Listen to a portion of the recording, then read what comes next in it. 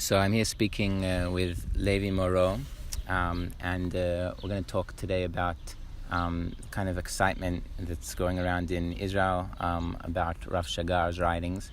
And personally, I find him very, very relevant for like a person who's searching for like spiritual meaning, but also like intellectually, he's really kind of pushing people to think about new ideas within religious and ethical ways that I don't think a lot of rabbis have done before.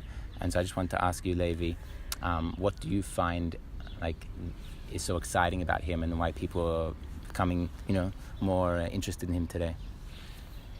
So, what I first found exciting about Rav Shagar was very much his language and the different languages that he weaves together. The fact that there was someone I was reading who was using the term, cultural practice and narrative, and talking about existentialist and postmodern philosophy alongside quoting from traditional sources and even less traditional sources like some of Hasidut, which I was exposed to growing up in a Chabad adjacent community, but never really saw after that.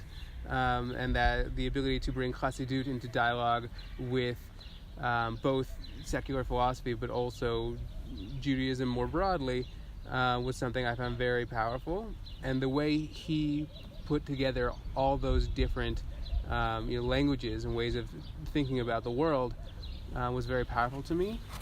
Can I add one thing?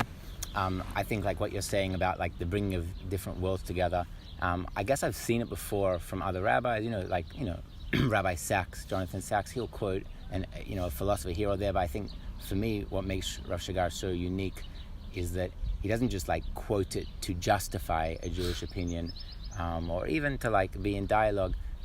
It really feels like he gets spiritual excitement from learning Jean-Paul Sartre, from Lacan, and in many ways like Rabbi Nachman, the Baal Tanya. These are all spiritual voices for him, and it doesn't feel like it's kind of like turning off the spiritual when you quote an academic source or a philosopher. It's part of the sikha. So like, why do you think, like, what is he doing that makes you feel like quoting Nietzsche or Sartre is part of the spiritual quest and not just kind of like a religious person trying to look smart?